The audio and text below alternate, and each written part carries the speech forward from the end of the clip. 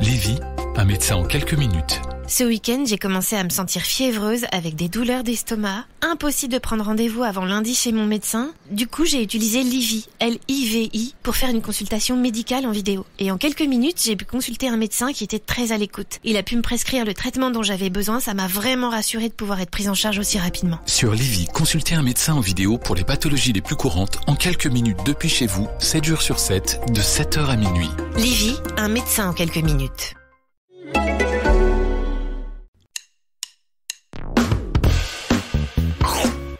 Il mange mon œuf. Mon œuf, il était parfait. Et le chef, il a gobé comme un flambi. Il est allé nous chercher un accessoire du Moyen-Âge, le flambadou. Je vais aux toilettes. Oh, le con. Mais la frite, c'est de la pomme de terre, nom de Dieu. C'est de la pomme de terre. 30 secondes. Alors attends, qu'est-ce que j'ai là? J'ai un truc dur. Ça coûte, c'est marrant, un petit goût salé. T'es sûr que t'as pris du sucre? J'ai pris le gros sel à la place du sucre gasson. Tu veux rentrer chez toi? J'ai pas envie de rentrer chez toi. Je veux pas rentrer chez moi. Il est parti. C'est la catastrophe. J'ai fait fumer ma Saint-Jacques durant 72 heures avec la peau de mes couilles. 3, 2, 1, c'est parti.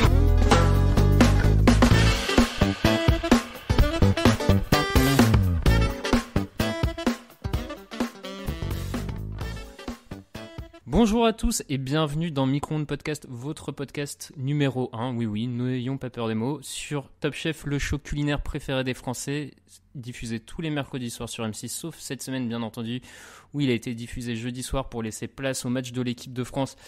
Assez piteux, messieurs, sans même dire qui vous êtes, je vous laisse un avis sur le match de l'équipe de France de mercredi. Moi j'étais déçu qu'il déplace Top Chef pour ce genre de choses, clairement. J'aurais préféré voir Top Chef. Il y avait plus de spectacles sur Top Chef que sur la pelouse du match, ouais. Et ben voilà, on est bien d'accord. Donc vous les aurez sans doute reconnus maintenant, vous commencez à en avoir l'habitude. Avec moi cette semaine à mes côtés, Lucas. Salut Lucas.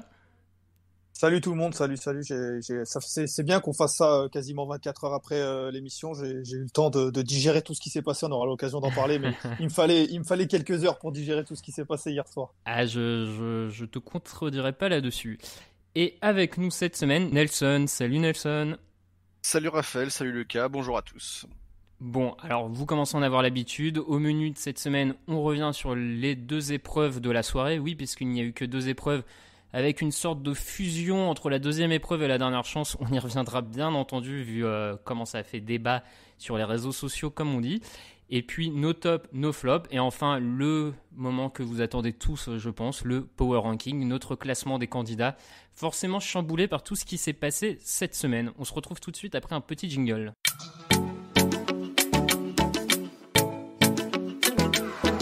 Vamos! Je ne sais pas trop ce que je vais faire comme couche. Au début, je voulais faire un kebab, un pitibab. Allez, on passe à la dégustation.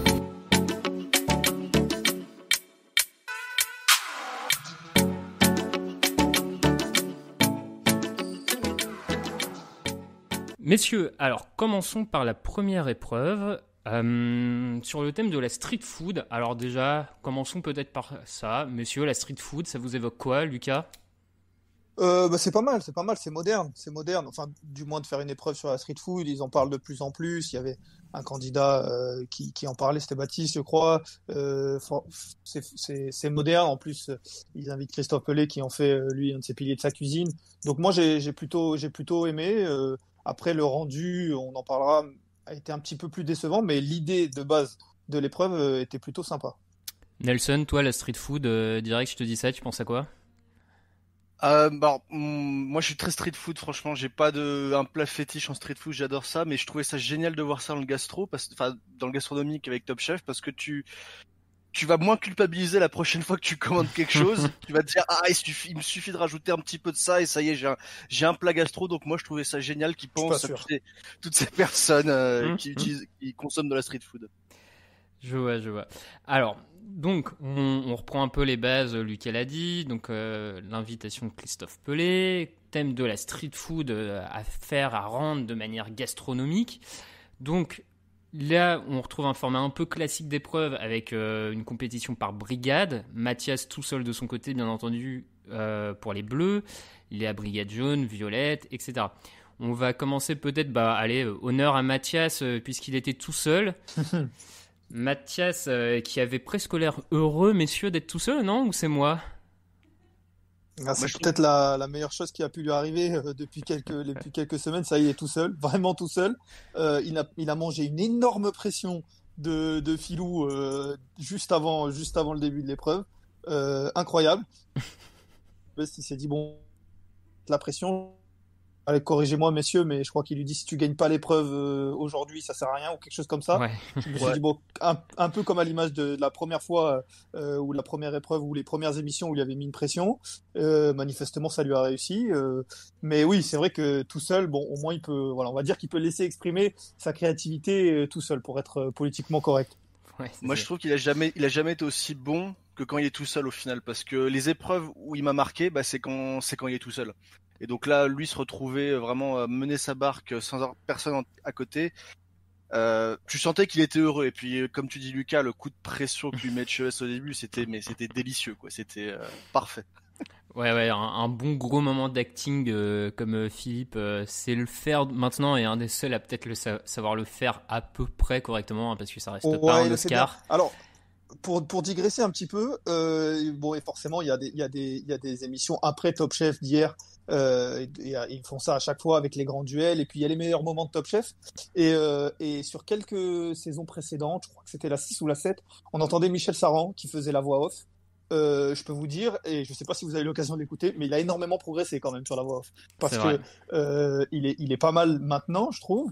Mais avant, oulala.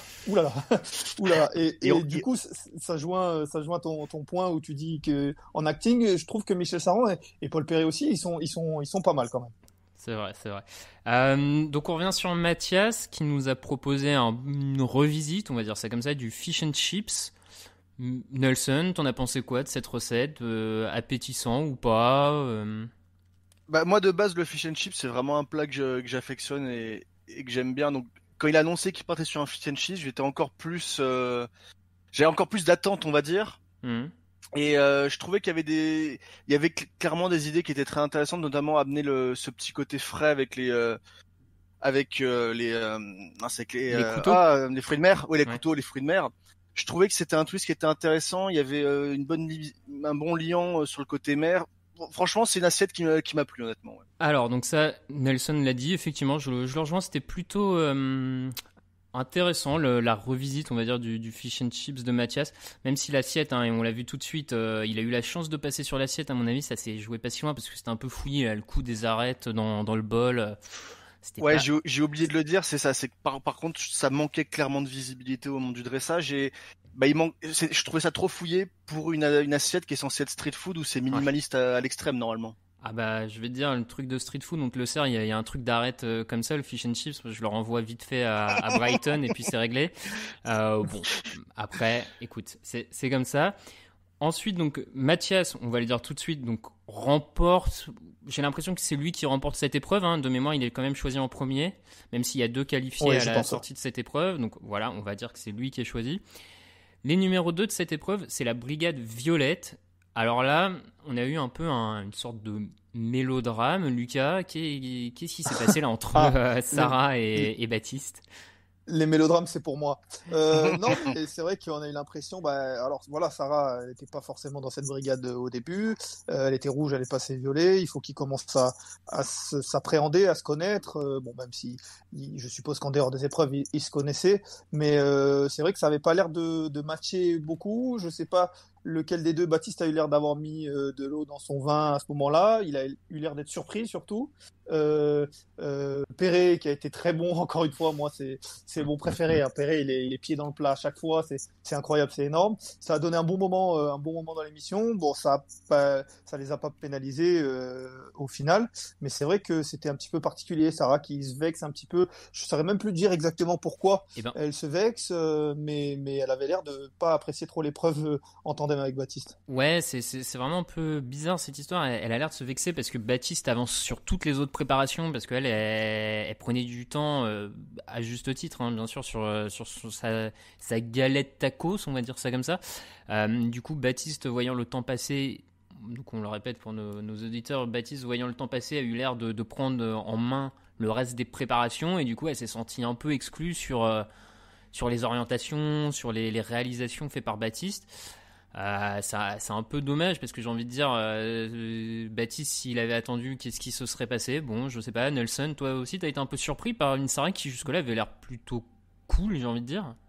C'est ça, j'ai eu l'impression que ça sortait un peu de nulle part, d'autant plus que quand on analyse les choses, quand ils partent sur une recette de tacos, donc forcément la galette qui est autour, c'est 80% du visuel. Parce que même si la farce intérieure, entre guillemets, c'est moche, la galette, c'est tout ce qui va faire vraiment l'essence du visuel. Donc qu'on prenne du temps dessus, c'est normal. Et moi, je trouvais ça normal, logique que Sarah elle passe du temps sur cette galette et que du coup, Baptiste s'occupe du reste. Mais alors du coup, l'engueulade, je trouve, elle sort vraiment de nulle part. Mais alors, par contre, j'ai adoré la phrase de Paul Perret, une phrase de sergent-chef dans l'armée de terre. La psychologie, c'est pas mon point fort. Alors ça, je dois dire que j'étais au sol avec cette phrase.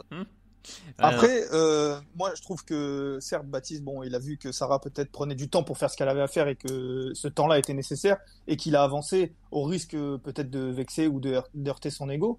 Et ça fera peut-être d'ailleurs la transition avec les rouges. Mais quand on voit la différence de résultats entre les violets et les rouges, on se dit que Baptiste, il avait raison d'avancer et puis il se dit, au pire, tant pis, ça heurtera un peu l'ego, mais au moins on avance et on sort quelque chose de propre et après on règle nos histoires après, plutôt que des rouges, et je vous laisserai en parler, mais qui veulent pas forcément vexer l'un ou l'autre, se disent continue, fais ton truc de ton côté, moi je fais le mien, j'avance pas et tout ça, et puis en fait on se rend compte qu'à la fin ça devient compliqué. D'autant plus que c'est même pas un clash en mode il y en a un qui fait une préparation et l'autre qui dit ah bah non c'est moi qui devais la faire. C'est-à-dire que là, ils sont sur deux trucs totalement différents, donc moi j'ai la même réaction de Baptiste à dire mais ça sort d'où quoi. Ils sont chacun sur leur plan de travail, sur leur partie pour amener l'assiette ensemble.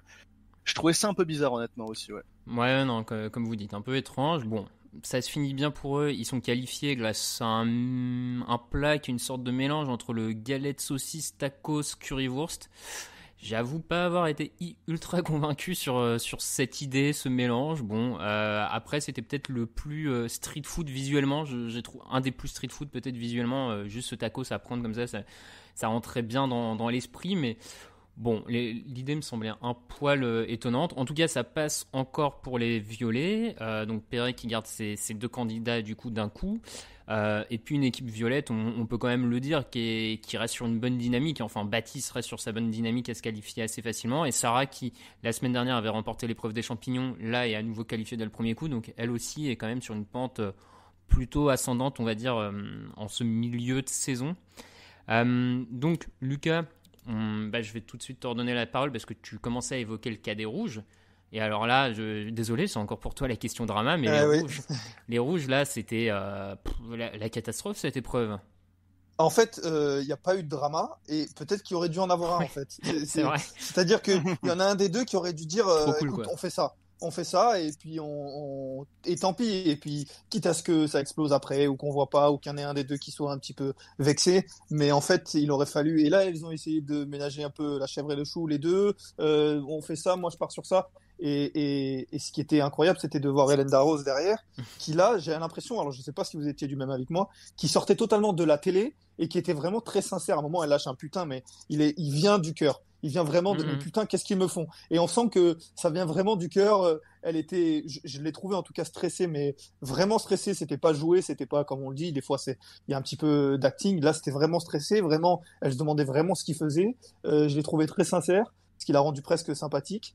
J'ai dit presque, mais en tout cas, ouais, c'est vrai que ça a donné quelque chose à la fin.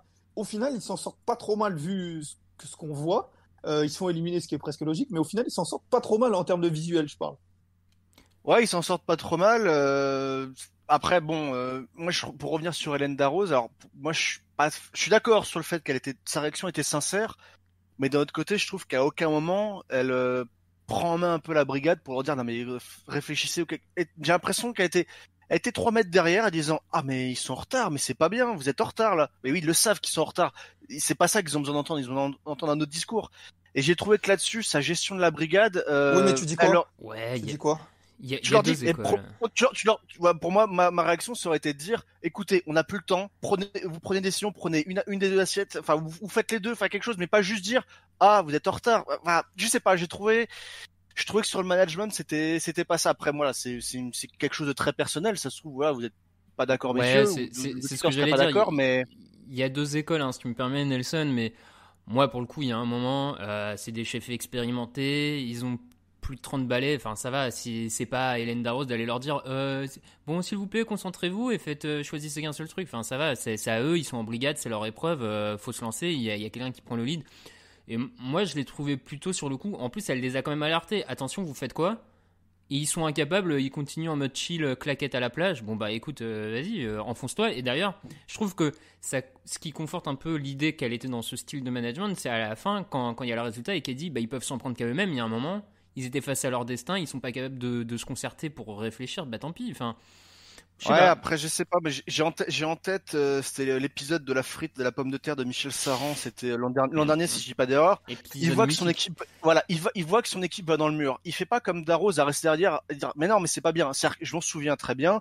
Il les prend tous, il dit, écoutez-moi les gars. D'ailleurs, il dit, écoutez-moi les gars, là, vous y êtes pas. Il faut trouver une solution. Il réunit tout le monde, il prend 30 secondes, il pose les choses. Là, juste dire le message comme ça, alors pendant que limite Mohamed et Kleun a l'impression qu'ils s'en foutent, mais ils continuent à bosser à côté. Voilà. Je sais pas. Moi, j'étais plus, je réagis mieux au management de Saran l'an dernier sur à peu près un même problème au final. Je réagis mieux à ce type de management. Après, voilà, c'est quelque chose de très personnel. Ouais, non, effectivement, t'as raison. Assez personnel là-dessus. Lucas, cette idée de shawarma, céleri, ananas, ça te tentait ? Ouais, pourquoi pas, ouais, ça me tentait. En effet, il y avait tous les codes, en tout cas, Ouais. du shawarma, du kebab, selon de quel pays il vient, mais il y avait tous les codes, il y avait la broche, c'est vrai que quand il est coupé, ça ressemblait quand même à 4 heures du matin, pardon, je divague, non, mais voilà. On le connaît tous, ce kebab-là, t'inquiète pas. Voilà, le coup de fringale, voilà. Non, j'ai trouvé qu'en tout cas, ça ressemblait, il y avait, alors les goûts, bon, forcément, on peut pas savoir, mais l'idée était bonne, le visuel, en tout cas de la broche, était pas mal. Après, je sais que certains se sont offusqués de voir un kebab végétarien. Moi, ça me dérangeait pas. Et j'aurais eu envie de le goûter, ouais. Ouais, je te rejoins, je trouvais pas ça dérangeant. Je trouve que c'était même dans l'esprit un peu de l'épreuve. Pour moi, c'était vraiment la meilleure idée de réinterprétation d'un kebab. Tu aurais sorti un autre kebab avec un autre style de viande. Bah, ça avait vraiment zéro intérêt à mon sens. Donc, si tu pars sur le kebab, fallait partir sur quelque chose de totalement différent de l'image que tu as du kebab, donc c'est-à-dire sur du végétal. Donc à partir de là, alors céleri, je sais pas si c'était le truc le plus sympa gustativement, mais après je pense qu'en termes de rendu, de matière, c'était peut-être un des plus intelligents. Bon, c'est le choix qu'ils ont fait. Ça passe pas donc pour les rouges. Moi j'avoue que j'étais un peu surpris parce que je trouve pas le visuel à la fin si raté que ça. Nelson, t'en penses quoi ? Ah si, quand même, moi je trouve que le visuel, c'est-à-dire que j'ai en tête comment dirais-je, c'est posé, c'est pas réfléchi, c'est-à-dire que en tant que tel ça va, mais le problème c'est qu'il faut le mettre en comparaison des autres assiettes. Et les autres assiettes, on voit ça a été plus réfléchi, plus de travail. Donc je pense que c'est même pas en tant que tel, c'est pas parce que c'est l'assiette qui est moche, c'est juste que elle est à côté des autres, ça suffit pas quoi. Après Nelson, est-ce que si tu vois pas tout ce qui se passe avant, si tu vois l'assiette telle quelle, est-ce que tu te fais la même réflexion ou ton jugement est un peu biaisé parce que tu vois avant ? Alors c'est évident que mon jugement est biaisé parce que j'ai vu tout ce qui se passait avant. Là, je peux pas te dire, j'aurais réagi différemment. Non, évidemment que c'est biaisé parce que j'ai vu tout ce qui s'est passé avant. Mais de mémoire quand même, les autres assiettes, elles présentent une réflexion. Là, l'impression que c'est juste ça a été posé parce qu'il fallait sortir une assiette. Voilà. Après, oui, évidemment, on a tous vu ce qui s'était passé avant, donc mon avis est biaisé, mais c'est le ressenti que j'ai, c'est qu'on a posé ça dans l'assiette et puis advienne que pourra. Là où les autres, il y a une réflexion, qu'elle soit bonne ou mauvaise, mais il y a une réflexion. Oui, non, ça s'entend. J'avoue que sur le moment, j'étais un peu, moi, je trouvais ça un peu décevant comme visuel. Et après, en le revoyant, je me dis, en fait, c'était quand même pas si mal. Donc bon. Clairement, moi, je m'attendais à pire. Je m'attendais à ce que ce soit vraiment quand on voit le montage, tout ça, je me dis, mais ils vont juste poser la farce, l'ananas là en plein au centre de l'assiette, sur rien. Ça allait. Vu ce qui s'est passé, ça va, mais ça suffit pas quand même. Non, effectivement. Bon, comme tu le dis, ça suffit pas, et donc les rouges sont envoyés en épreuve suivante, et c'est le même sort qui a attendu une de nos brigades favorites, peut-être, notre duo jaune, Arnaud Thomas qui, eux, sont partis sur un nuggets composé d'un mélange terre-mer. De mémoire, c'était de la caille et du cabillaud. Et du cabillaud. Bon, avec 2 condiments à côté. Alors, Lucas, je sais pas ce que t'en penses. Visuellement, ça faisait effectivement très street food. Même le côté journal, je trouve ça bien vu. Ça te fait, c'est les marqueurs, les clichés un peu du street food. Après, c'est vrai que pour une fois, peut-être en termes d'idées, c'était pas incroyable. Enfin, toujours facile de dire ça, hein, mais je sais pas, ça m'a pas. Je trouve que ça envoyait pas tellement du rêve, quoi. Je sais pas. Honnêtement, pour moi déjà, on parlait de visuel. Pour moi, c'est vrai que c'était le plus beau visuel dans le sens où il était, comme tu dis, esthétique. Il y avait les marqueurs, il était clair, presque un petit peu trop gros, le sorte de nuggets cabillaud, mais tout semblait vraiment joli. En tout cas, moi, c'était pour moi le visuel le plus beau. Et d'ailleurs, je crois que au moment de décerner les visuels, Christophe Pelé dit celui-là, c'est sûr. Je crois, ou en tout cas, oui. c'est peut-être dans ma tête que je me le suis dit. Non, c'est vrai. Mais après, je sais pas, l'idée, les épices cajun, c'est vrai que c'est pas forcément ce qu'on goûte souvent, en tout cas dans la street food, et je me dis que ça pouvait marcher. Je pense qu'il a fait défaut, il l'a dit, c'est la cuisson de la caille. Et du coup, c'est une erreur manifeste. Et du coup, dans un concours comme ça où le reste, tous les autres plats sont bons, voire très bons, il faut faire des différences. Mais non, je suis pas trop d'accord avec toi. Je trouve que ils se sont bien avancés. Et puis il y a Michel Servan qui leur a dit voilà, mettez plus de folie, et ils l'ont fait. Non, j'ai trouvé que il y avait une bonne idée, et peut-être c'est la réalisation qui a pêché. Nelson. Alors, ça va pas être très intéressant pour le débat, mais en fait, je suis totalement d'accord avec Lucas. C'est que déjà visuellement, c'est clair et net. C'était la plus belle assiette qui a été présentée à cette épreuve-là. Oui, ça, c'est pas de discussion possible. Et puis après, comme a dit Lucas, c'est qu'à ce niveau de compétition, une assiette où il y a un problème de cuisson, même si c'est des bonnes idées et tout ça, moi ça me choque qu'une assiette soit qualifiée si c'était un problème de cuisson en 8e semaine de Top Chef. Vu ce qu'ils attendent des candidats, c'était pas possible qu'ils passent sur vu le problème de cuisson qui était évoqué. Maintenant, je trouvais que c'était une assiette qui était intelligente, qui donnait moi c'était une assiette qui me plaisait, et puis encore une fois, visuellement, c'était à fond dans le thème.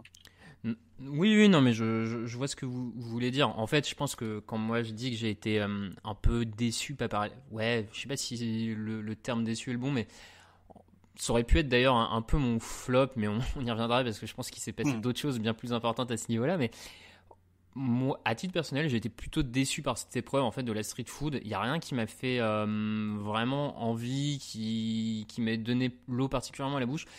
Mais je pense que c'est lié un peu au thème de la street food en fait. C'est que revisiter des classiques comme ça, le champ des possibilités est un peu limité. Et en fait, je crois qu'à titre personnel, après on pourra en discuter votre avis, mais moi à titre personnel, c'est pas tellement ce que j'attends dans Top Chef de finir avec un nugget cabillaud caille quoi. En fait, je trouve ça tellement pas un peu faible en fait par rapport à l'ensemble des autres épreuves où on a des compositions assez folles en termes de goût, de travail, des textures. Je sais pas, moi j'ai eu l'impression que c'était un peu faible, ça ressortait un peu faiblement comme épreuve parce que, et je pense que c'est le côté street food qui donne ça aussi, et c'est vrai que voilà, ça m'a fait cette sensation d'une épreuve où bon, ok, sympa, et c'est comme sincèrement le hot dog du chef étoilé.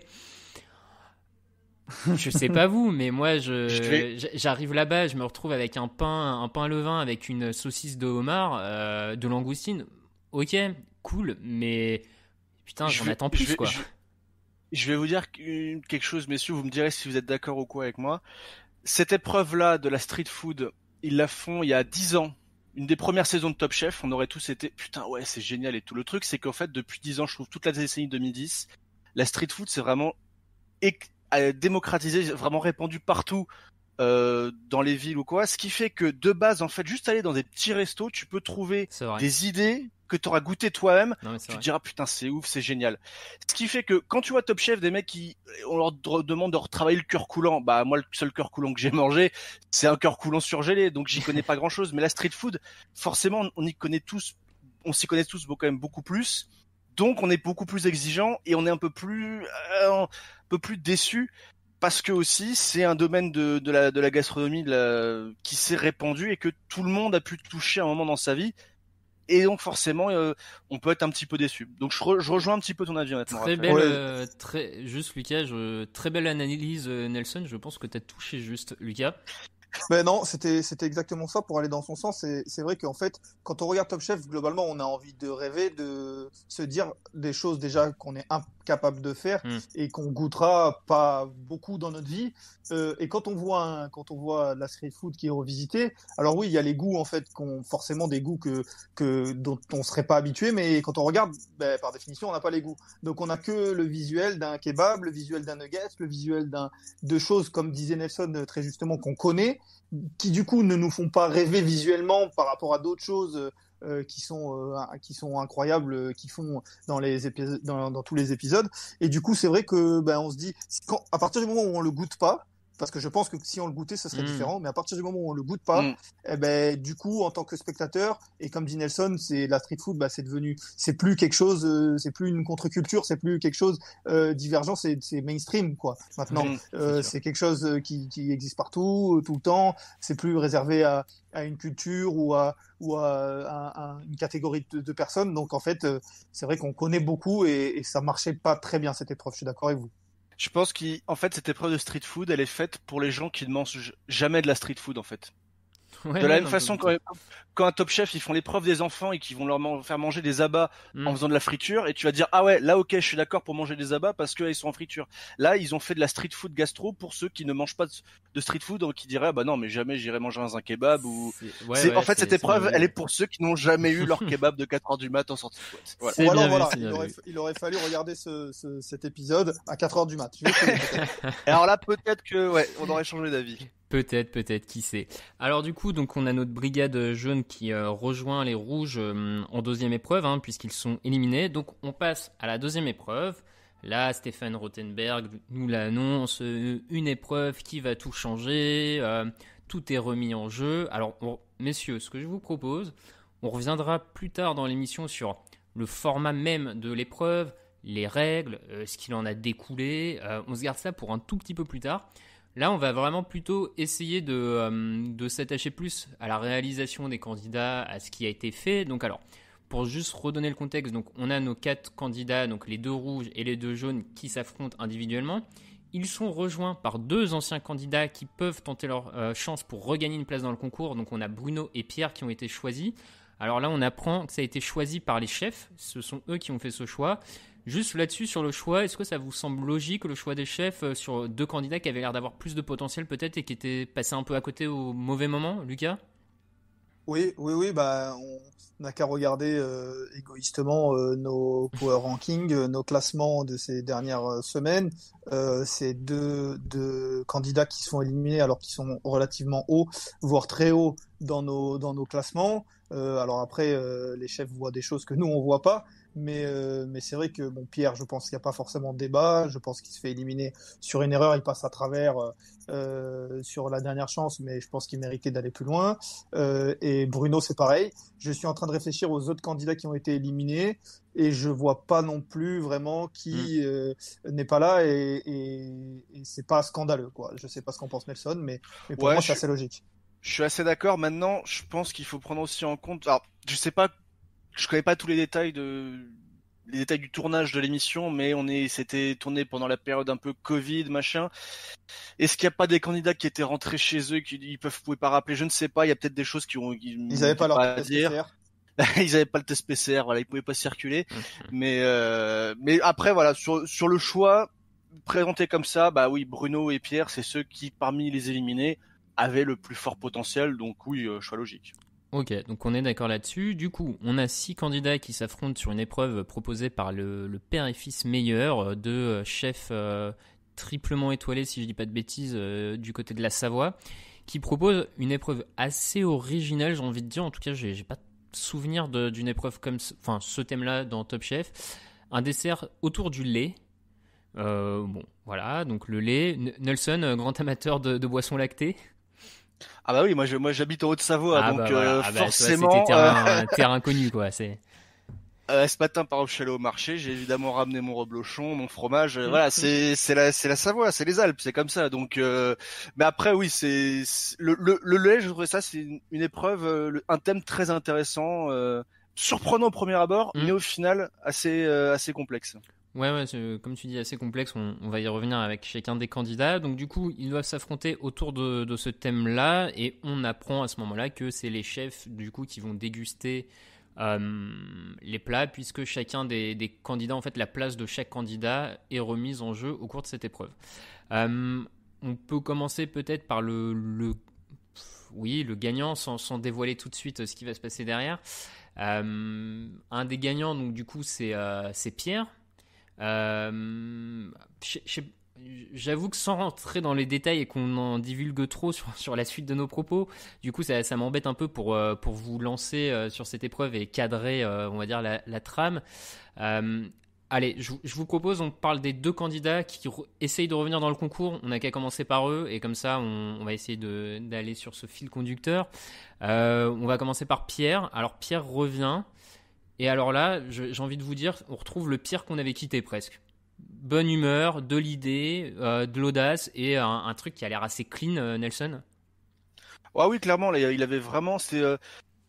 totalement en contradiction avec, au final, le Pierre qui a été éliminé sur la dernière chance avec l'épreuve de la tomate, si je dis pas d'erreur, où il était en dedans, on sentait que il n'arrivait pas à se libérer. Alors là, totalement, de toute façon, on sentait qu'il avait zéro pression, qu'il allait juste faire sa cuisine qu'il maîtrise, et il a sorti une assiette qui honnêtement donnait envie.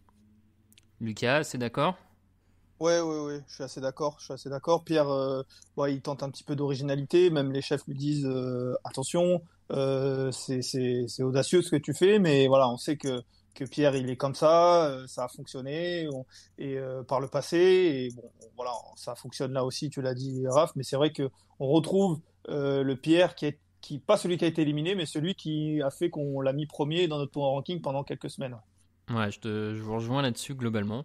Bon, pas forcément sans le goût, c'est difficile d'aller plus loin sur l'analyse, on va dire, du plat de Pierre, mais visuellement, c'était clairement un de ceux qui attirait le plus, qui donnait le plus envie.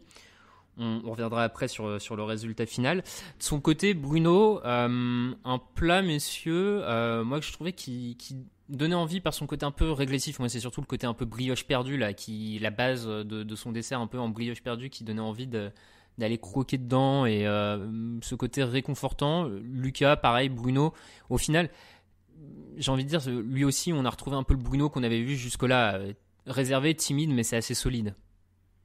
Oui, c'est assez solide. Après, alors je vais être totalement honnête avec vous, je vais dévier un petit peu de ta question, Raph. Mais Bruno, c'est celui qui a été vu en dernier, je crois, par rapport à tout le monde.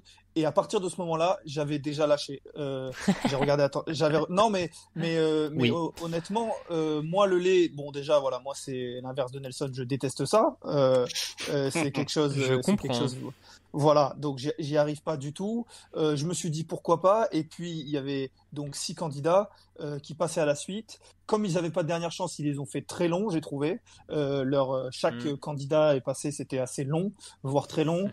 Ça devenait redondant au bout du 6e parce que forcément, avec le lait, même s'ils ont des idées originales, ça on tournait tout souvent avec la même chose, avec le riz au lait, donc du coup, et au 6e, et je reprends les quelques notes que j'ai prises, et il y a Pierre, j'ai rien écrit, et Bruno, j'ai rien écrit parce que j'avais lâché. Honnêtement, j'avais lâché. Donc je vais avoir du mal déjà à parler de ce qu'il a fait à proprement parler, mais ouais, j'ai trouvé l'épreuve très longue, et même si le lait c'est sympa, j'ai trouvé ça compliqué. Eh ben écoute, c'est moi, quoi ? Je suis assez d'accord. Ouais, l'épreuve, excuse-moi Raphaël, l'épreuve a été un petit peu longue en fait sur chaque candidat. Vous avez l'impression qu'on y passait une demi-heure. Ça changeait un peu du rythme habituel d'une épreuve de Top Chef, et moi pour le coup, pareil, c'est mon petit coup de gueule, on va dire. C'est pas, j'aurais pu le donner en flop, mais en flop j'ai quand même plus gros. C'est que ce qui m'a un peu énervé dans cette épreuve, c'est qu'au final tous les candidats à chaque fois voulaient tenter le truc du régressif. Donc en fait, comme dit Lucas, c'est que la première fois que ça a été dit, j'ai dit ah ouais c'est intéressant. Deuxième fois, ah ouais ok. Troisième fois, ouais ok, vous faites tous un truc, le bol de céréales. Ça m'a un peu saoulé ce côté manque de, ouais, tous de côté dans le côté régressif. J'ai lâché l'affaire au bout d'un moment aussi un petit peu. Eh ben, écoutez, messieurs, vous savez quoi ? On va pas perdre beaucoup plus de temps, j'ai envie de dire, à disséquer les plats, les présentations de chacun des candidats. Je vais les résumer de manière un peu rapide pour nos auditeurs, et puis comme ça, on va prendre le temps de parler plus longuement de la suite, si ça vous va. Ça vous va ? Ouais, y a pas de souci. Et ben alors, donc derrière on a Chloé qui pareil, je vais pas vous dire qui travaille le lait en 18 façons à peu près dans son assiette et qui nous fait un dessert qui en comporte 18 en lui-même, mais qui est bien dressé pour une fois, faut reconnaître, enfin qui visuellement je trouve se vaut, donc voilà. On a Mohamed qui lui nous fait un dessert peut-être un peu plus simple en termes de visuel et de travail, mais qui ressort pas si mal que ça dans son assiette blanche. Pauvre Mohamed qui lui détestait le lait, ça avait l'air d'être une torture le pauvre de goûter ce qu'il faisait. C'est ça, ouais. Là, c'est d'autant plus de respect pour lui sur un produit qu'il ne supporte pas. Enfin, moi, j'aurais vraiment du mal à faire une épreuve sur un produit que je peux pas manger, Enfin là, respect à Mohamed pour ça. Et puis respect parce que j'ai envie de dire, c'est une épreuve où sa place dans le concours est mise en jeu. Tu vois, à la limite, ça aurait été en première épreuve où t'es en brigade, t'aimes pas, t'as ton compère en brigade, t'es qualifié ou pas, t'as l'autre épreuve pour t'en sortir. Là, sur celle-là où potentiellement il peut être sorti du jeu, c'était vraiment pas un cadeau pour lui. Donc clairement, respect rien que pour ça.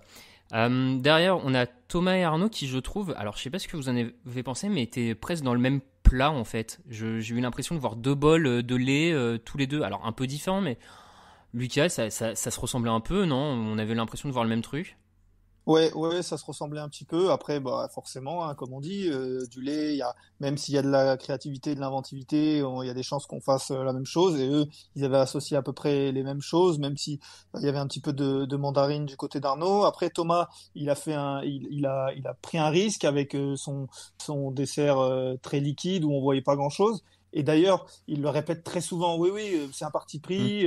Et j'ai trouvé que il a répété trop souvent, notamment, après c'est peut-être un effet de montage, mais il a répété trop souvent et notamment durant la dégustation pour que ça soit pas peut-être un regret inconscient. Enfin, je vais peut-être un peu loin dans la réflexion. D'accord. Mais il disait oui, et au fur et à mesure qu'il sentait que peut-être c'était pas un choix payant et ça arrive, hein, les candidats font des choix et parfois ça marche pas, surtout que Thomas, la plupart ont réussi, et il se disait peut-être il y avait presque une pointe de regret dissimulé par oui, mais c'est un choix, oui, c'est un parti pris.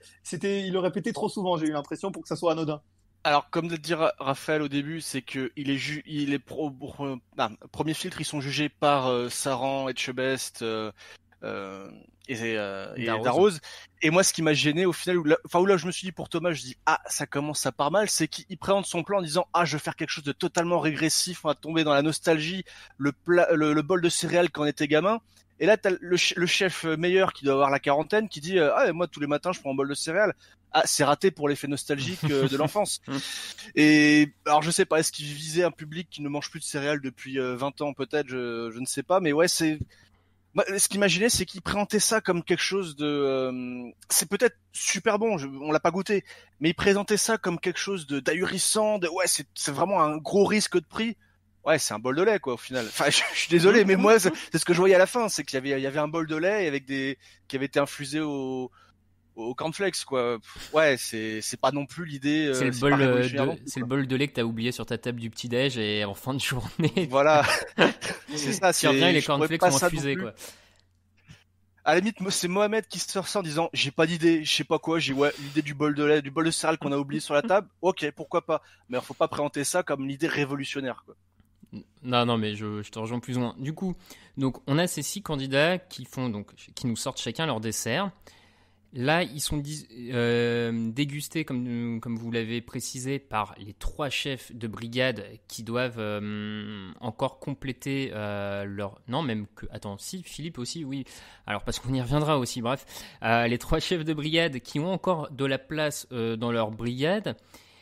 Donc, chacun des chefs qualifie un des candidats qui peut rester. Donc, on passe de 6 à 3 candidats. Ensuite, sur les 3 autres candidats restants, si je dis pas de bêtises, il y en a un qui est qualifié par les meilleurs au visuel.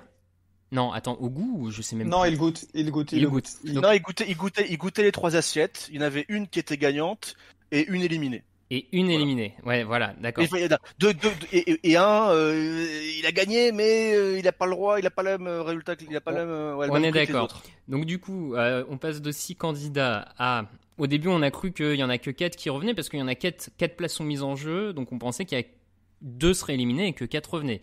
Au final, on se retrouve à nouveau avec 5 candidats qualifiés et un seul éliminé. On est d'accord, messieurs, là-dessus ? Jusque-là, tout va bien. Ouais, d'accord. Alors, parlons, et on reviendra sur les qualifiés, comment ça s'est passé après, je vous propose. On va donner la primeur, la pauvre, à l'éliminée, Chloé. Chloé, éliminée. Ça peut être un peu une surprise. Sur les dernières semaines, elle avait l'air quand même bien dans le concours. Là, elle se fait sortir de manière un peu dure, parce qu'on l'avait déjà dit dans l'émission précédente, tu te fais prendre ta place par des gens qui reviennent, qui n'ont pas été là depuis 2-3 semaines. Toi, tu t'es qualifié pendant ces 2-3 semaines, donc déjà, bon, t'as ce côté, tu te fais sortir, qui est pas évident. En plus, tu te fais sortir par pas les jurés, j'ai envie de dire, de Top Chef. Là-dessus, messieurs, vous en avez pensé quoi de cette élimination ? Que ce soit sur la forme ou même pour Chloé, déçu pour elle. Nelson ? Alors moi, en fait, je trouvais que Chloé, elle a commencé le concours première semaine, c'était le goût qui comptait avec elle. Le goût et le visuel, on s'en fout. Et au fur et à mesure, elle s'est améliorée, elle a travaillé son visuel. Et là, je trouve, elle se fait éliminer, elle sort une assiette qui, je trouve, c'est pas une assiette de Chloé, parce qu'au final, quand tu l'as dit, il y a 46 000 textures et machin, c'est pas une assiette qui représente sa cuisine, donc je sais pas, est-ce qu'elle est allée trop loin dans se dire il faut que je change ma façon de faire, je sais pas, mais en tout cas, d'accord avec toi. Elle doit avoir, enfin moi je serais à sa place, je l'aurais un peu mauvaise de me dire, ça fait 3 semaines que je me qualifie dès la première épreuve, et là, paf, je me fais sortir, et d'autant plus que je me fais sortir, c'est pas les chefs, le jury qui me sort, c'est pas à vivre honnêtement, j'aimerais pas être à sa place parce que ça va pas être évident. Et d'autant plus que peut-être des regrets à se dire, j'ai pas livré une assiette qui me ressemble. Lucas ? Ce qui est vrai, c'est que ils sont 6 au début, du coup. C'est ça, ils sont 6, il y en a 5 qui sont qualifiés ou repêchés, il n'y en a qu'une d'éliminée, donc il y a quand même peu de chances, il y a quand même beaucoup plus de chances de rester dans le concours que de le quitter, par rapport à une dernière chance où c'est une chance sur 3, souvent. Donc là, c'est vrai que, comme disait Nelson, elle doit l'avoir mauvaise.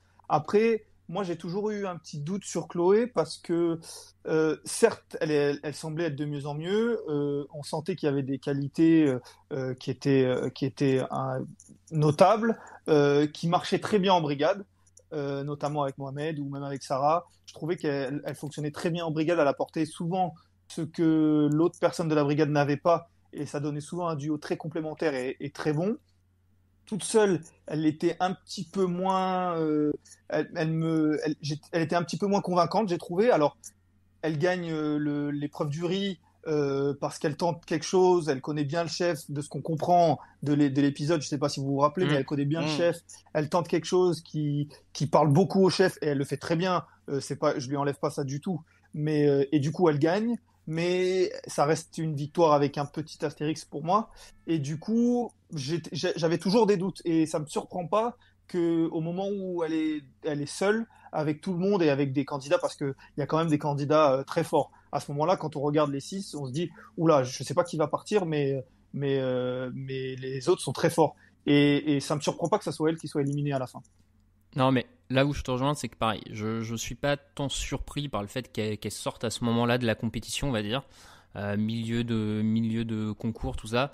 C'est plus le côté déceptif pour elle d'être sortie dans ce contexte-là qui peut effectivement lui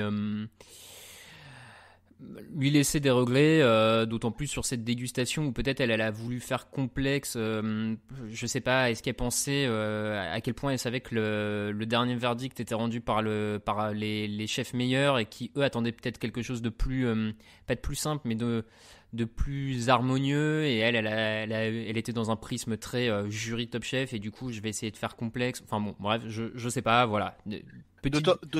D'autant plus que le père et fils meilleurs, eux, comme de ce que j'ai compris, c'est que ils sont pas issus des écoles hôtelières ou machin. Les mecs, ils sont sortis ils se sont fait eux-mêmes. Ils avaient le petit resto familial de montagne, et on sait pas trop comment ils ont réussi à obtenir 3 étoiles. Donc ils ont pas le même regard que un mof ou un mec qui a 3 étoiles et qui était depuis qu'il a 14 ans, il bosse avec des chefs étoilés. Ces mecs-là, ils attendaient quelque chose, peut-être de plus simple, de plus lisible, et pas quelque chose de trop compliqué, quoi. Ouais, bon, en tout cas, donc Chloé, vous l'avez compris, est éliminée. C'est la seule candidate éliminée cette semaine. Donc d'ailleurs, on regagne un candidat par rapport au nombre. Donc on a un candidat de plus que la semaine d'avant, ce qui est un peu étrange. Passons. Messieurs, je vous propose un petit jingle. Et puis derrière, on enchaînera sur nos tops et nos flops parce que je crois qu'il y a beaucoup de choses à dire. Jingle.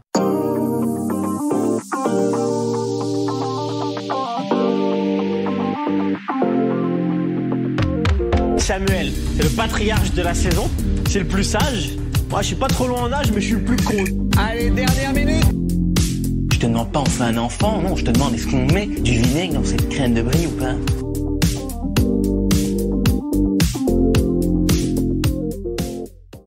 Alors messieurs, je vous propose qu'on commence par nos tops assez rapidement, comme ça on va pouvoir se concentrer sur le reste de l'émission qu'on n'arrête pas de teaser depuis hier sur les réseaux sociaux. Du coup Nelson, tu commences par un top ? Allez, moi en top, alors même si, comme on a parlé tout à l'heure, j'étais un petit peu réticent, je trouvais le thème de la street food très intéressant parce que, je sais pas, ça montre qu'il y a une prise de conscience peut-être, je sais pas, dans le milieu de la gastronomie qu'il y a pas que la grande cuisine des grands restaurants. Et moi je trouvais que ce thème de la street food était quelque chose d'intéressant, même si on était un peu déçus, on l'a dit tout à l'heure, je trouvais que c'était quand même, moi c'est mon top, qu'on voit ça dans Top Chef. Ok, Lucas ? Moi, mon top, c'est Mohamed. Vous en avez parlé, messieurs, mais étant quelqu'un qui déteste le lait, je me suis transposé à lui pendant toute l'émission. À chaque fois qu'il goûtait et qu'il avait des hauts le cœur, je les avais avec lui. C'était incroyable et j'avais du coup envie qu'il passe, ne serait-ce que pour ça, pour défendre la patrie des gens qui détestent le lait, dans une émission ou dans une épreuve où en plus c'est le seul ingrédient quasiment, comme tu disais Raph, dans une épreuve en plus qui est éliminatoire, où il est tout seul, où il n'a pas quelqu'un avec lui qui peut... Et donc du coup il devait tout goûter, et je comprends pas d'ailleurs ce concept de goûter, de dire « Ah c'est bon mais je déteste ». Je comprenais pas, mais il s'en est sorti un petit peu, voilà, il est passé comme il pouvait, mais il est passé, et du coup pour moi c'est un top, respect pour ça. Ouais, je te rejoins, ça aurait pu être effectivement un top aussi de mon côté. Moi je suis parti sur Sarah, malgré ce qu'on a pu dire sur la première épreuve, et ce coup de sang un peu, on va dire, face à Baptiste, bon, sous le feu du concours, tout ça, dans le rythme, ça peut arriver, donc on va pas lui en tenir rigueur. C'est plus Sarah sur la dynamique, on l'a dit la semaine dernière, elle remporte l'épreuve sur les champignons. Cette semaine, elle se qualifie en première épreuve avec bien sûr un rôle important dans ce tacos. Et puis, c'est presque aussi un top en forme de mea culpa, dans le sens que je me rappelle les deux premières émissions, donc émission avant de les avoir vues, émission après les avoir vues, et même on pourrait dire la troisième émission après l'affaire de la salade aux 40 légumes à 2 légumes. Et ben elle est en forme, Sarah, et surtout c'est la dernière candidate, et je pense qu'on ne l'avait pas vu venir. Je pense qu'on la voyait partir avant Pauline, qu'on la voyait partir avant Chloé, peut-être pas avant Charline, mais voilà, et elle est encore là, elle est bien, elle a l'air de s'affirmer de plus en plus dans sa cuisine, dans ce qu'elle fait, donc big up, j'ai envie de dire, à Sarah. Voilà, c'était mon petit top. Messieurs, le flop, alors là, franchement, celui qui veut tirer à vue en premier, je le laisse parce que on en a parlé un peu avant, je pense qu'on a tous le même flop, on va pouvoir en parler de manière différente. Qu'est-ce que c'est que cette dernière épreuve qu'ils nous ont fait Nelson, allez, vas-y. Franchement, c'est honteux, comme diraient certains, c'est honteux.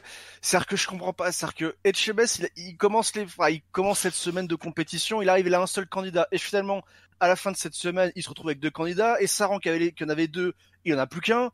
C'était un micmac, mais pas permis. Je regardais l'émission avec ma copine, et toutes les 2 minutes, on se disait, mais attends, du coup, qui va sortir, il se passe quoi? Et quand on pensait avoir compris, eh ben non, on n'avait toujours pas compris, parce qu'ils avaient pensé à autre chose. C'était un enfer à comprendre qui restait, qui allait se barrer. C'était, je sais pas quel cerveau malade a inventé cette épreuve, mais c'était pas possible. C'était très mal expliqué, en tout cas. Alors, Lucas, juste avant de te donner la parole, je te demande de me permettre, bref, c'est très mal formulé, passons, je me permets juste de rappeler du coup le cadre général de cette seconde épreuve et comment ça se termine. C'est qu'à la fin de l'épreuve, du coup, on a donc Pierre Chaumet qui rejoint la brigade de Michel Saran, d'accord, donc ça c'est brigade jaune. On a la brigade violette, il n'était pas là, donc il reste entre eux. Dans la brigade bleue, on pensait qu'il n'y aurait que Mathias parce que Etchebest n'avait plus qu'un candidat et Mathias était qualifié. Eh bien non, Philippe récupère Bruno. Donc la brigade bleue repasse à 2 candidats. Saran n'a plus qu'un candidat. Thomas, lui, rejoint la brigade rouge d'Hélène Darroze qui, elle, perd Mohamed et Chloé, mais elle récupère Mohamed en le repêchant. Donc ça nous fait une brigade rouge avec Thomas et Mohamed. Super duo, d'ailleurs, on pourra y reparler dans les semaines à venir. Je pense que c'est un duo qui va être sympa à suivre. Et pour clôturer le tout en forme de chapeau final, Arnaud reste tout seul en brigade solitaire. Tu peux répéter, s'il te plaît? Je me suis arrêté à Pierre Chaumet qui va chez Michel Saran. Le reste, j'ai rien compris. Bah oui, non mais c'est ça le truc. Et Lucas, je vais te lancer là-dessus parce qu'on est quand même sur un délire où avant Michel Saran a encore ses 2 candidats choisis dans le concours, mais ils ne sont plus avec lui. Il se retrouve avec Pierre qui a été éliminé en semaine 4. Lucas, vas-y, Ouais, non, c'est incroyable. C'est incroyable. Avec en plus, du coup, il y a quand même des brigades. Du coup, Pierre est tout seul. Du coup, Arnaud est repêché, mais lui aussi va être tout seul, alors que la logique aurait peut-être voulu qu'il aille dans une brigade pour la compléter. Et du coup, oui. Ça aurait été les jaunes. Et en plus, il serait revenu dans... Donc, du coup, c'est vrai que c'était totalement incompréhensible. Mais en fait, moi, et c'était mon flop, et pourtant, j'adore Pierre, je suis ravi qu'il soit revenu, et j'aime bien Bruno aussi, mais ce concept de faire revenir des candidats qui ont été éliminés, je trouve ça très injuste, c'est le moins qu'on puisse dire, parce que même si les mecs sont très bons, et je pense qu'ils méritent leur place, et ils doivent la gagner quand même sur une épreuve où il y a tout le monde, mais ils esquivent, entre guillemets, quelques émissions, je sais plus combien exactement pour les 2, mais on va dire au moins 2 ou 3 chacun, où ils peuvent être éliminés, ils reviennent dans le concours. Je trouve ça très injuste par rapport aux autres, par rapport à certains qui se font éliminer après.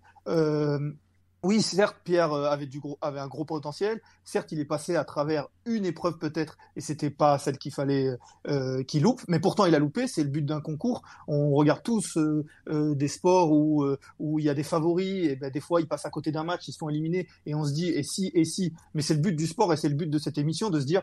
Mais je trouve ça dommage de faire revenir un candidat. Alors je comprends, c'est le suspense, voilà, il y en a certains qui méritent, d'autres qui méritent un peu moins, mais voilà. Et du coup, déjà de ce concept-là, j'étais un peu gêné. Et bon, c'est ça qui donne ensuite le micmac.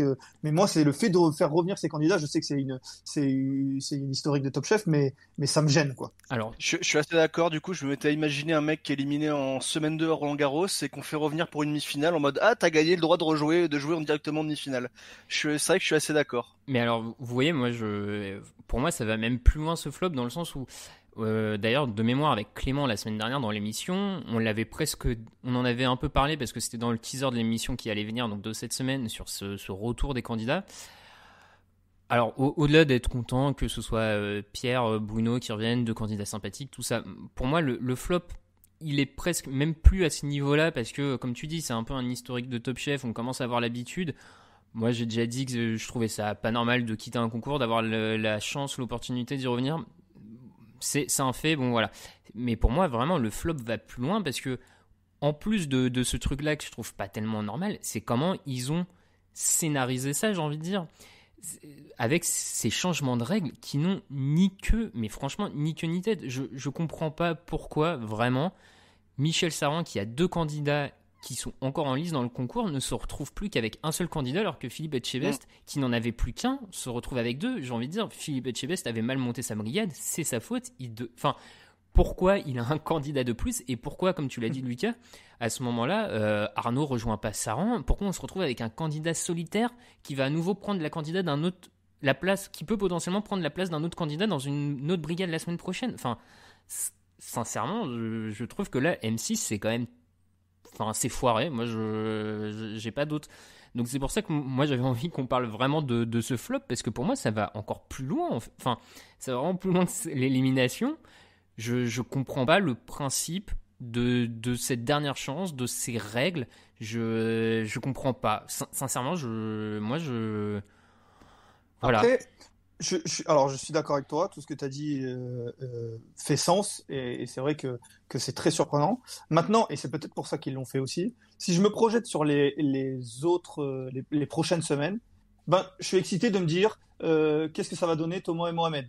Je me dis, Pierre avec Michel, ça peut être sympa. Je me dis, Arnaud tout seul, s'il y en a peut-être un qui doit être tout seul, qui peut faire le show tout seul, sans chef et tout ça, c'est peut-être lui. Et du coup, je trouve que c'est vrai que ça redonne une dynamique un peu différente de redécouvrir des personnages, de redécouvrir des tandems. Je suis pas en train de dire que je suis ravi que ça se passe, hein. Je suis juste en train de dire que ça redynamise un petit peu, en tout cas ça rebat les cartes, et du coup ça donne un petit peu plus d'excitation, et c'est peut-être pour ça qu'ils l'ont fait.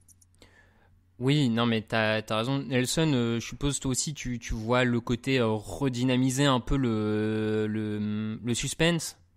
Ouais, c'est ça, redynamiser le suspense, mais il faudrait pas que ce soit une épreuve qui revienne tous les ans, parce que du coup, dans ce train-là, moi, je me dis, je suis chef, je suis Etchebest, Saran, machin. Toute première semaine de la compétition de nouvelle saison de Top Chef, je prends, entre guillemets, sans être méchant, mais des candidats avec pas beaucoup de potentiel, parce que je sais qu'au bout de 6 semaines, mon équipe, de toute façon, j'en ai plus qu'un, et ben je me retrouverai deux de meilleurs à la place. Donc, faudrait pas que ça reste pour qu'on puisse un peu truander le système.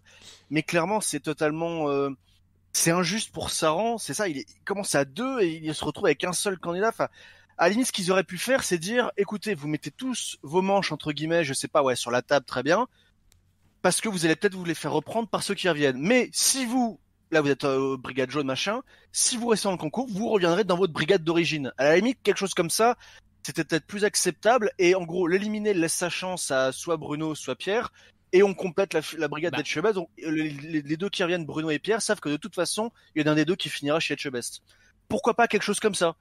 Parce que sinon, ouais, clairement, je suis d'accord avec Lucas, tu peux faire une équipe, une brigade mauvaise en tout début de saison, tu sais que 8 semaines plus tard, tu récupéreras un crack. Donc, ouais, c'est totalement injuste. De toute façon, c'était ça habituellement. Le candidat qui revenait, il y en avait qu'un seul qui revenait et prenait la place dans la brigade du mec qui l'éliminait. Donc c'est ça.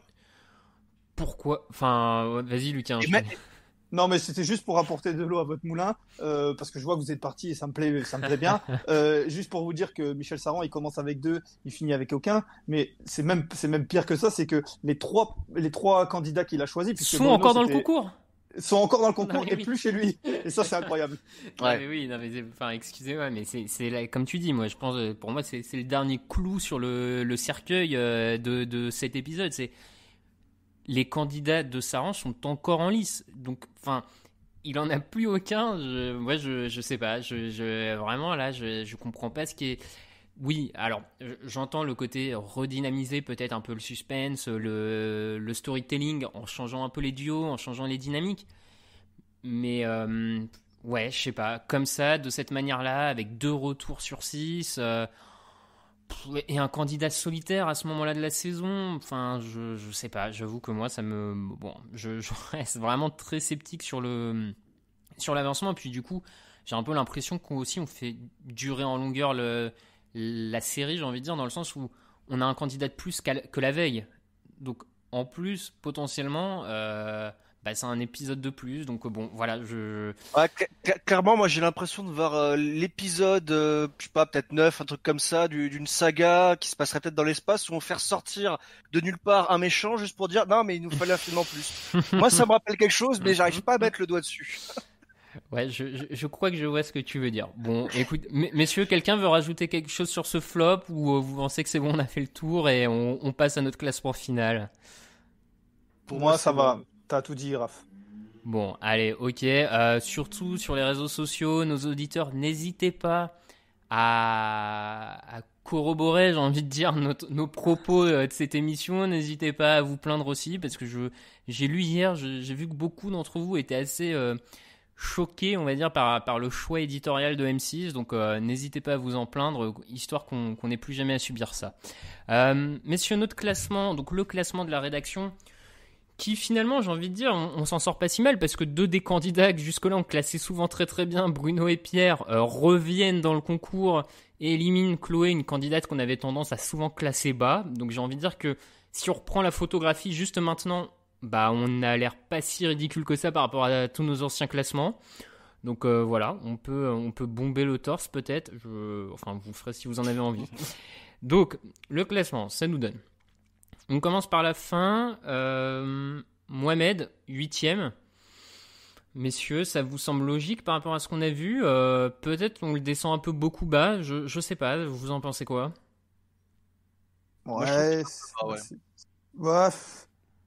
8e, ouais. Bah, après, moi personnellement, je l'ai mis 7e. Donc, ça se défend. Après, on revient à ce que je disais il y a quelques semaines. Mohamed, c'est difficile pour moi de le classer. Et du coup, ça me surprend pas. Non, ça me surprend pas. Après, il faut garder à l'esprit aussi que plus ça va, enfin, c'est une palissade ce que je veux dire, mais plus ça va, plus il y a de candidats éliminés, donc on a de gens à classer et il reste que les meilleurs. Donc au final, être 8e, on va se dire, il est pas bon, c'est le dernier. Ouais, il est quand même top 8 de la saison de Top Chef, donc au final, ça reste quand même bien. Non, mais ça, je suis totalement d'accord sur cet aspect-là. Devant lui, Arnaud qui est donc 7e. La semaine dernière, il était dernier, donc là, il remonte d'un petit rang. Alors, à noter, par contre, Nelson, je pense que tu ne vas pas être d'accord, puisque toi, dans ton Power Ranking, tu l'avais 3e. Comment ça? Pourquoi? Alors, il y a deux trucs sur mon Power Ranking. Je sais que je me suis un peu différencier de tout le monde. Déjà, en fait, par principe, j'ai mis Pierre et Bruno aux dernières places. Pas parce que je les aime pas, mais parce que pour moi, ils ont été éliminés déjà en début de saison, à un moment. Donc, pour moi, je vois pas pourquoi je les mettrais devant d'autres candidats qui n'ont toujours pas été éliminés alors qu'ils ont eu plus d'épreuves. Donc ça, c'est personnel. Après Arnaud, je trouve que il a quand même tout seul. Moi, je pense que tout seul, il peut. Bon, de toute façon, s'il reste la semaine prochaine, il rebasculera dans une brigade, sauf si M6. Oula, on n'est pas à l'abri. Folie. on n'est pas à l'abri. Mais moi, je trouve que tout seul, il a quand même un super niveau, Arnaud. Moi, je trouve qu'il a quand même un très, très, très bon niveau. Surtout tout seul, comme Mathias, c'est-à-dire que tout seul, il peut vraiment exprimer encore mieux sa cuisine. Et ouais, honnêtement, alors que au tout début de la saison, j'étais le premier à pas forcément être fan, que ce soit de la cuisine ou du personnage, mais maintenant, je dois dire que ouais, ça devient de mes favoris. Ok, très bien. Alors, juste devant ces deux-là, on a donc un des petits nouveaux qui revient, on va dire ça comme ça, donc c'est Bruno, 6e. Lucas, je pense qu'on a dû le classer à peu près pareil tous les deux. Moi, ça me semblait pas illogique de faire monter Bruno au milieu de tableau, dans le sens où, certes, il a été éliminé, mais en même temps, il bat des gens à l'individuel sur cette épreuve, et donc c'est pas incohérent de le voir passer devant certains d'entre eux, non? T'es d'accord? Oui, totalement. Alors oui, comme tu dis, il a été éliminé. Il est peut-être, je me rappelle plus exactement sur quelle épreuve il se fait éliminer, mais il est peut-être passé à travers une épreuve, mais je l'aurais pas mis dans la première partie du tableau, on va dire, dans les 4 premiers ou sur le podium, mais comme tu dis, je pense qu'il est mieux que certains qui sont en dessous. Arnaud notamment, c'est pour ça que je suis pas forcément d'accord avec ce que disait Nelson, même si le personnage est extrêmement drôle et il y a l'effet punchline à chaque phrase qui est énorme, mais par exemple, pour revenir au débat précédent, je pense que Bruno est peut-être mieux qu'Arnaud. Si je peux me défendre sur mon choix de mettre Pierre et Bruno en 7e et 8e de mon top, c'est encore une fois, c'est pas du tout contre eux. Moi, c'est juste justice vis-à-vis des autres candidats qui eux sont toujours là, qui ont eu les autres, qui sont toujours là malgré les autres épreuves. Ça se trouve, moi, la semaine prochaine, si Pierre et Bruno restent et qui se défendent, je peux très bien leur faire gagner 5 places ou 6 places d'un seul coup. Ça me gênera pas. Moi, c'est juste une question de justice et de respect pour les autres candidats qui eux n'avaient pas été éliminés au moins une fois, du coup, qui ont subi les autres épreuves. Ouais, non, mais pourquoi pas, ok, ça se défend. Alors, 5e, on a Sarah, et là, j'avoue que moi, j'étais un peu moins d'accord avec ce classement. J'ai vu que certains l'avaient mise même plus bas que 5e. J'étais pas trop d'accord avec une partie de la rédac. Messieurs, vous me direz, vous, ce que vous pensez de son cas, mais j'ai trouvé que par rapport à ces dernières semaines et le fait qu'elle n'ait pas été éliminée, justement, par rapport à Pierre et Bruno, moi, dans mon esprit, ça me semblait pas illogique de la mettre 4e, juste devant Pierre et Bruno. Et du coup, j'enchaîne sur Pierre et on peut parler des deux cas. Pierre se retrouve 4e. Lucas, je sais pas, toi, est-ce que, je sais plus, t'as placé Pierre devant Sarah devant Pierre? Oui, moi j'ai mis Pierre 3e. Ah oui, d'accord. parce que moi j'ai fait ce classement en imaginant potentiellement qui pouvait gagner, la suite. Alors je suis d'accord avec Nelson, peut-être que la semaine prochaine, lui il est mes derniers parce qu'ils reviennent d'élimination, et puis mais du coup il suffit d'une épreuve et puis la semaine prochaine ils reviendront dans le classement normalement, et en fait tout sera revenu à la normale. Moi, si vous me dites là maintenant c'est Pierre qui gagne Top Chef, je serais pas surpris. Je serais pas surpris du tout maintenant qu'il est revenu. Et il s'est fait éliminer une fois, et bien sûr que ça pourrait arriver. Encore que on peut se dire aussi que l'erreur qu'il a déjà faite, il la refera plus. Et du coup, si arrive une nouvelle dernière chance pour lui, il la refera plus. En tout cas, pour moi, pour toutes les raisons qui me l'ont fait mettre premier quand il était là sur plusieurs semaines, je le vois sur le podium, et encore une fois, je me répète, mais si vous me dites c'est Pierre qui gagne Top Chef, je serais vraiment pas surpris. Ça, écoute, ça se défend, ça se défend.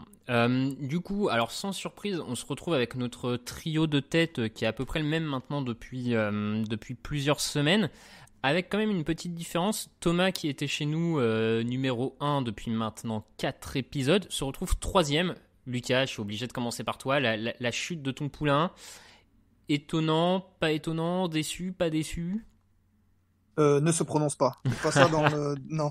Non, écoutez, je l'ai mis deuxième. Je l'ai même pas mis premier. Et pourtant, je manque beaucoup d'objectivité, et je l'ai souvent mis premier, alors que peut-être au tout début, il le méritait pas encore. Mais je l'ai mis deuxième parce que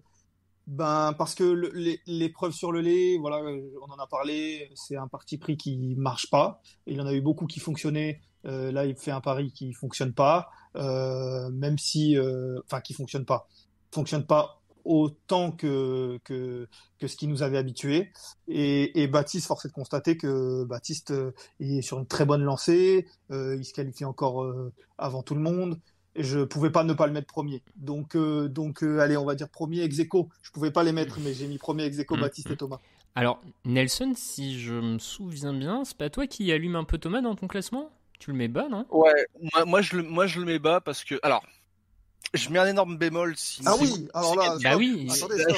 Oui, je crois que c'est à cause de Nelson. Alors, je crois que c'est à cause de Nelson si Thomas est 3e et non 2e, hein, mais bon. On va vous demander de quitter le podcast, Nelson, s'il vous plaît. Non, alors voilà... Moi c'est... Non, mais il faut un peu de débat aussi, voilà, il faut que ça claque. Sécurité, enlevez-moi cet homme de ce podcast. Non, ouais, plus sérieusement, encore une fois, je mets en préambule, voilà, moi je suis rien du tout niveau cuisine, je suis assis dans mon canapé à regarder Top Chef, je suis personne.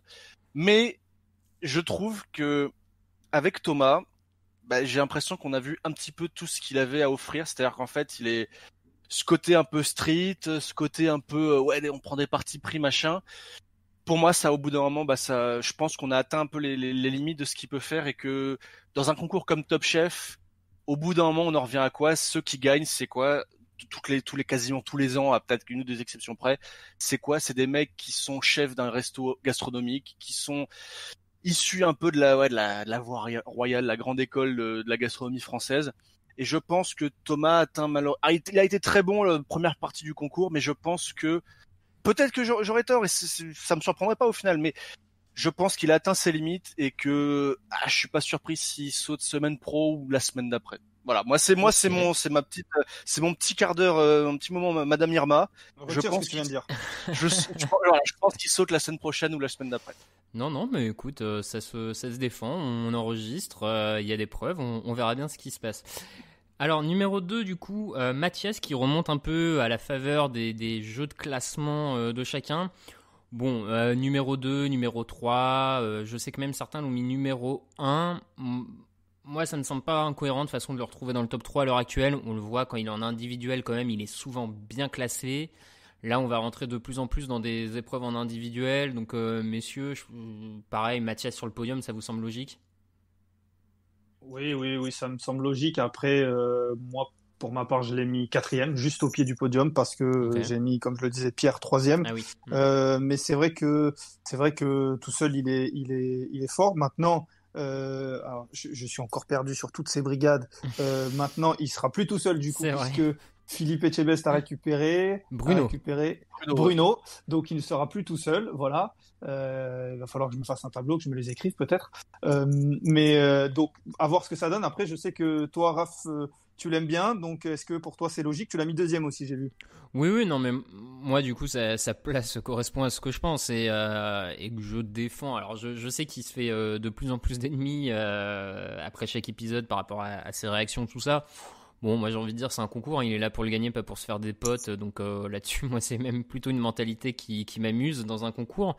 Moi, ça me semble logique, hein. On l'a vu, on l'utilise souvent dans nos autres podcasts de sport. Je pense qu'il a un plancher, on va dire, donc nous on dit plancher bas, c'est en gros un plancher, c'est un peu son niveau le plus bas. C'est que je pense qu'il a un plancher assez haut par rapport aux autres candidats et que ça va lui permettre d'aller loin en fait. C'est que je vois pas beaucoup de candidats capables de l'éliminer sur des épreuves individuelles. Donc à partir de là, et en plus il enchaîne des épreuves qu'il remporte depuis 2-3 semaines, donc moi c'est top 3, pour moi c'est évidemment implacable. Et donc notre nouveau numéro 1, bravo à lui, c'est Baptiste. Alors j'ai envie de dire, le pauvre Baptiste, sur une émission où on l'a vu peut-être 10 minutes hier soir, on va pas avoir grand chose à dire de nouveau sur lui, mais ça paraît logique sur la dynamique parce que Thomas a peut-être semblé un peu moins bien cette semaine. Du coup, Baptiste monte mécaniquement. Nelson, pareil, la première place de Baptiste, ça te va?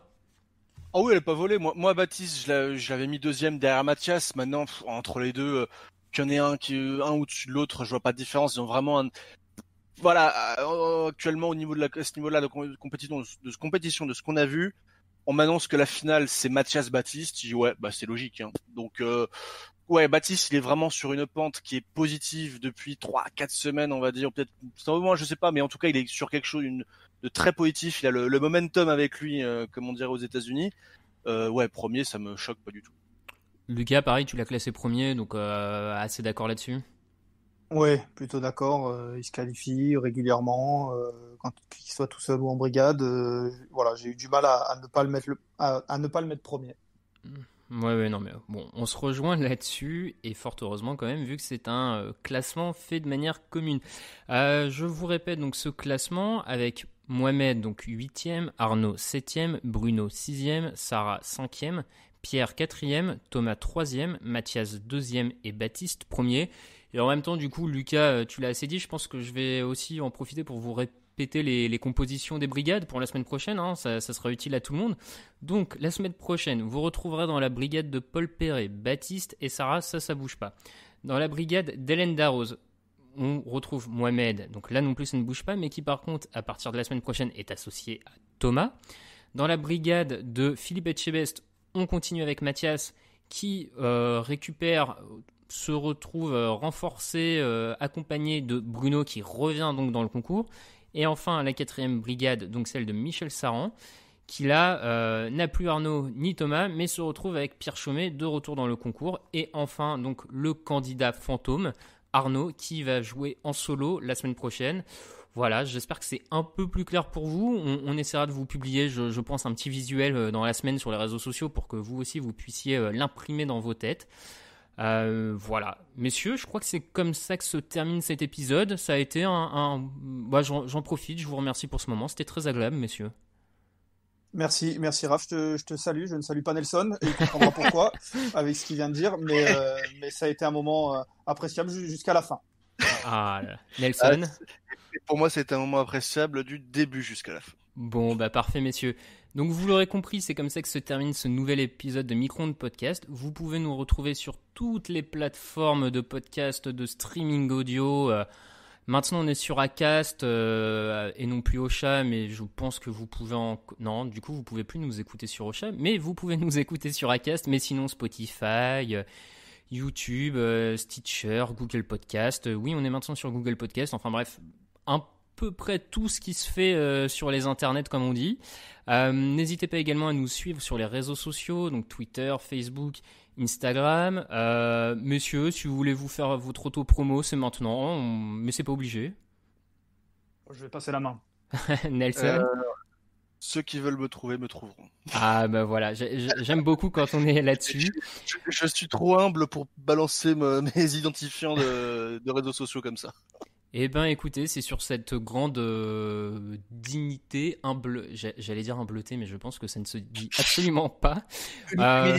Humilité, putain, merci Nelson, désolé, la semaine a été un peu longue pour tout le monde, et ce dernier épisode aussi, je pense.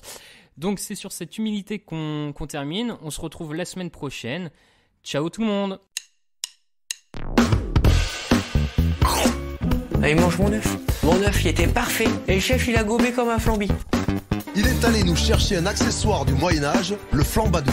Je vais aux toilettes. Oh le con. Mais la frite, c'est de la pomme de terre, nom de... C'est de la pomme de terre. 30 secondes. Alors attends, qu'est-ce que j'ai là? J'ai un truc dur. Ça coûte, c'est marrant, on a un petit goût salé. T'es sûr que t'as pris du sucre? J'ai pris le gros sel à la place du sucre gasson. Tu veux rentrer chez toi? J'ai pas envie de rentrer chez toi. Je veux pas rentrer chez moi. Oh là. Il est parti. C'est la catastrophe. J'ai fait fumer ma Saint-Jacques durant 72 heures avec la peau de mes couilles. 3, 2, 1, c'est parti.